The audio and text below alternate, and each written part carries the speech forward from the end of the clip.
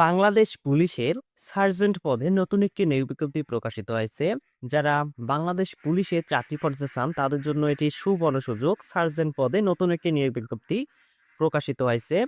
এই নিয়োগের আবেদন ৮ মার্চ থেকে শুরু হতে যাচ্ছে এবং এই নিয়োগে আবেদনের জন্য আপনাদের শিক্ষাগত যোগ্যতা কিরকম লাগবে এবং বয়স কত হলে আপনারা আবেদন করতে পারবেন। এছাড়াও আবেদনের জন্য আপনাদের উচ্চতা কিরকম লাগবে, বুকের মাপ, ওজন ও চোখের দৃষ্টিশক্তি কিরকম লাগবে, এই বিষয়গুলো আজকের এই ভিডিওতে আপনাদের জানিয়ে দেবো। অবশ্যই ভিডিওটি শেষ পর্যন্ত ধৈর্য সহকারে দেখবেন, তাহলে এই বিষয়গুলো আপনারা জানতে পারবেন।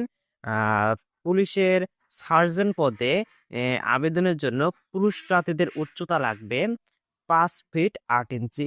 বাংলাদেশ পুলিশের সার্জেন্ট পদে আবেদনের জন্য উচ্চতা লাগবে পুরুষ প্রার্থীদের জন্য 5 ফিট 8 ইঞ্চি। বুকের মাপ লাগবে স্বাভাবিক অবস্থায় 32 ইঞ্চি এবং সম্প্রসারিত অবস্থায় 34 ইঞ্চি। এবং মহিলা প্রার্থীদের জন্য উচ্চতা লাগবে 5 ফুট 4 ইঞ্চি এবং বুকের মাপ প্রযোজ্য নয়। ওজন পুরুষ ও নারী উভয় প্রার্থীর জন্য বয়স ও উচ্চতার সাথে ওজন অনুমোদিত পরিমাপের হতে হবে। দৃষ্টিশক্তি পুরুষ ও নারী উভয় প্রার্থীর জন্য 6/6 থাকতে হবে এবং বৈবাহিক অবস্থা প্রার্থীকে অবশ্যই অবিবাহিত হতে হবে। তালাকপ্রাপ্ত বা তালাকপ্রাপ্তা গ্রহণযোগ্য নয় এবং শিক্ষানবিশ কাল শেষ না হওয়া পর্যন্ত অবশ্যই অবিবাহিত থাকতে হবে। জাতীয়তা প্রার্থীকে অবশ্যই জন্মসূত্রে বাংলাদেশের নাগরিক হতে হবে এবং এই নিয়োগে আবেদনের জন্য প্রার্থীদের বয়স হতে হবে 2 এপ্রিল 2026 খ্রিস্টাব্দ তারিখের মধ্যে 19 হতে 27 বছরের মধ্যে হতে হবে। বীর মুক্তিযোদ্ধা, শহীদ মুক্তিযোদ্ধা ও বীরাঙ্গনার সন্তানদের ক্ষেত্রে বয়স সর্বোচ্চ 32 বছরের মধ্যে হতে হবে এবং আবেদনের জন্য শিক্ষাগত যোগ্যতা লাগবে অনুমোদিত বিশ্ববিদ্যালয় হতে ন্যূনতম স্নাতক ডিগ্রি প্রাপ্ত।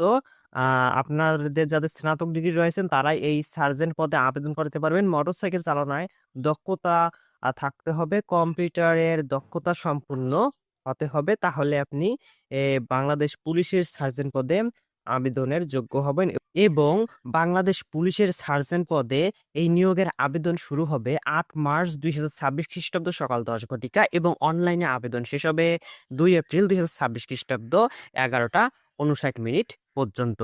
এবং সার্জেন্ট পদে আপনাদের মাঠ কার্যক্রম কিভাবে হয়, লিখিত পরীক্ষা কোন কোন বিষয়ের উপর হয়, এই বিষয়গুলো নিয়ে যদি আপনারা জানতে চান তাহলে কমেন্টে জানান। পরবর্তীতে এই বিষয় নিয়ে ভিডিও নিয়ে আসবো। আজকের ভিডিও এ পর্যন্তই।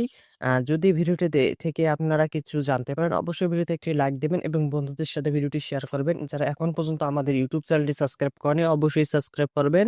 দেখা হবে আরেকটি নতুন ভিডিওতে। ততক্ষণ পর্যন্ত সকলে ভালো থাকবেন, সুস্থ থাকবেন। আসসালামু আলাইকুম।